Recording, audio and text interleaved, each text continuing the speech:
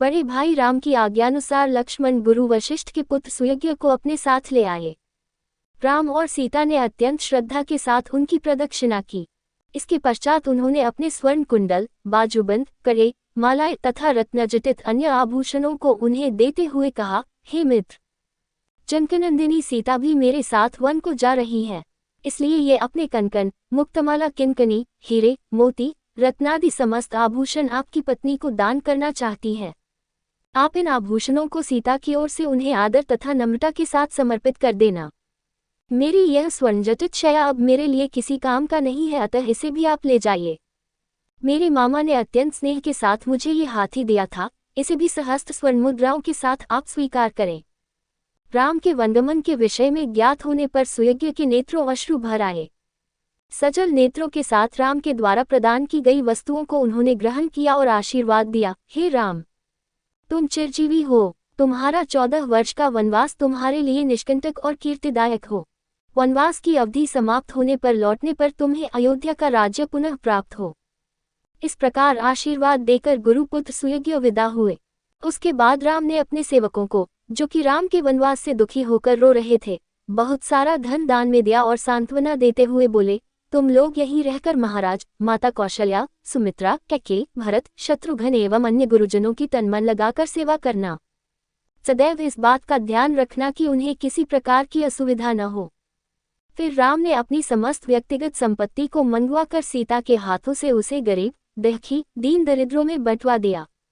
राम और सीता के द्वारा मुक्त हस्त से दान दिए जाने की चर्चा सारे नगर में दावानल की भांति फैल गई। उन दिनों अयोध्या के समीपवर्ती एक ग्राम में गर्गगोत्री त्रिजटा नामक एक तपस्वी ब्राह्मण निवास करता था। उनकी बहुत सी संतानें थीं और वह अत्यंत दरिद्र था। उसे अपनी गृहस्थी का पालन पोषण करने में अत्यंत कठिनाई होती थी। राम के द्वारा किए जाने वाले दान की चर्चा सुनकर उसकी पत्नी ने उनसे से कहा, हे स्वामी, आपको भी ज्ञात हुआ होगा कि अयोध्या के ज्येष्ठ राजकुमार श्री रामचंद्र जी अपना सर्वस्व दान में वितरित कर रहे हैं। आप भी उनके पास जाकर याचना करें।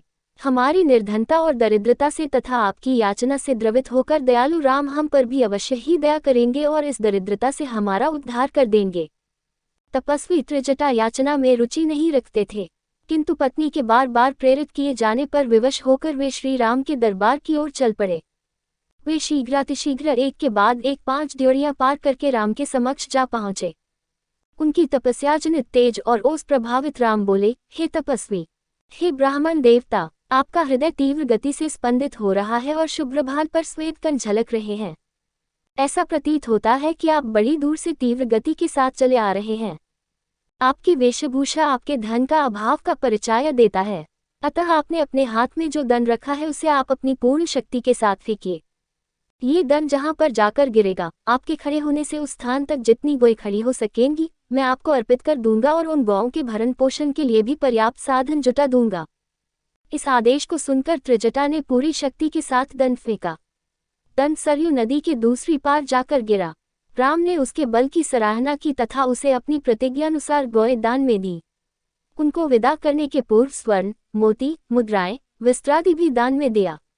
इस प्रकार अपनी असंख्य धनराशि का दान कर सबको संतुष्ट करने के पश्चात वे सीता और लक्ष्मण के साथ पिता के दर्शनों के लिए चले गए।